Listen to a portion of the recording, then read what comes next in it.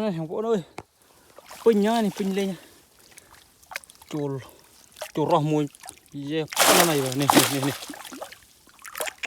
ô pi thằng Vũ nó pi, vô ra, ô ô, này, ô mùi, thùng nằm nè đây này, đây đâu có này. Cho một cái lô đây. Mình thật đồ bón. Cho khinh vật trâu.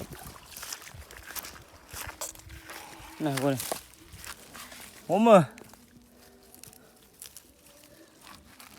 Môi. Là những tấm mưa áp xanh thịt.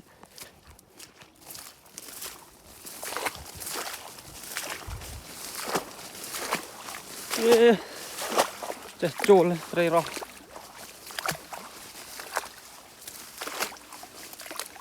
Mà này mùi không? Mà này trộn trạch cành. Nhập đó, trộn ta cho tôi chơi ở đó tránh. Trạch thôm mà trộn đi. Trộn cành mùi, trộn. Đợi. Nguyên vào này bố. Mình tự vệ bìa. Vệ việc thèm.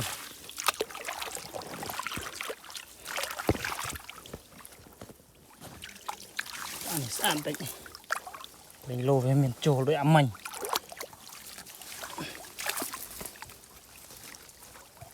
Đã sẽ tầng cho mố.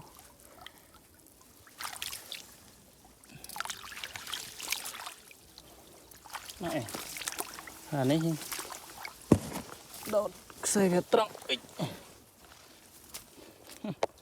từ họ bên đẩy camera này chè mố đợi mới ao xanh này ấy ôi là một trường về chơi mày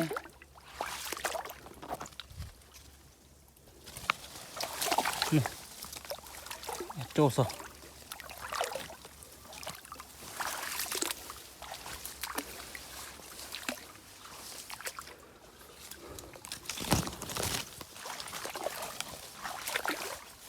này vào nhom mà này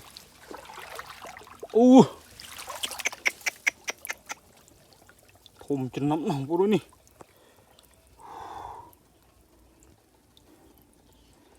mai đây chút thô men thùng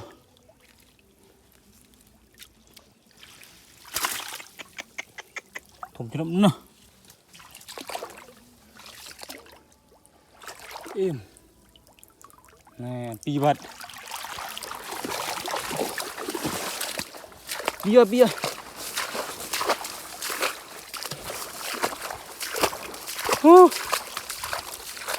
mà nhập ban mồ này pin trai vào đây này được coi pi này crop à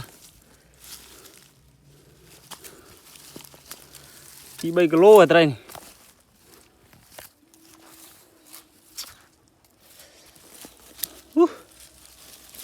ăn chỗ có đá mùi tiệt này này 1 kg chiêng em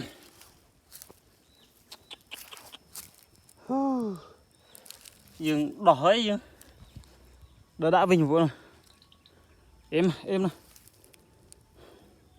ở miền căn ấy mua tiền miền đã đọt cái thằng đọt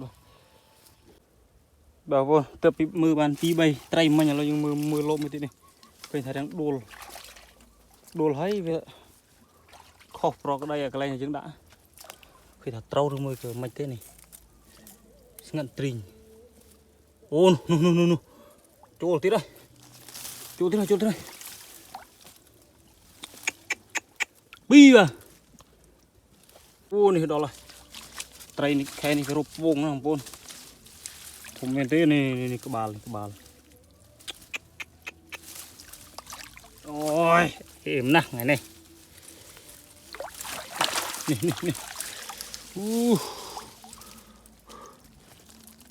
đi phân kia bắn pram các bạn ơi vô tạ xem nào cảm ơn đi ọt miên căn đây mà đã vào ôi đỏ có này ơi tray men rồi chôn men cái này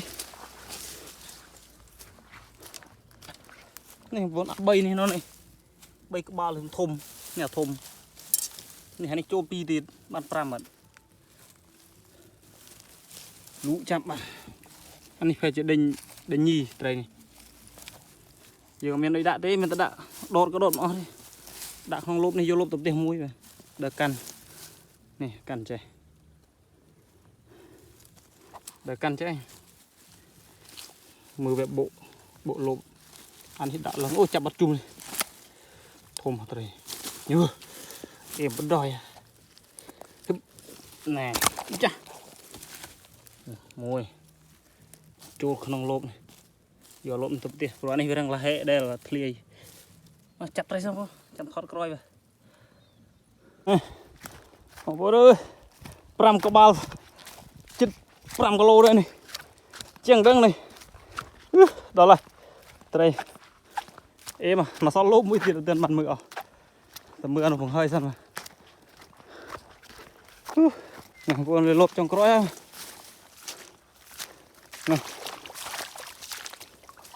đâu đâu mình cự ô này con tụi trong cõi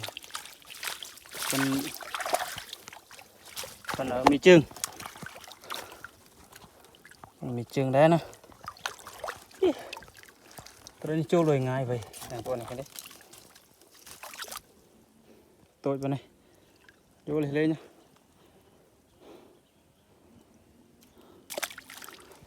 cầm thôm ok hay đã lô vinh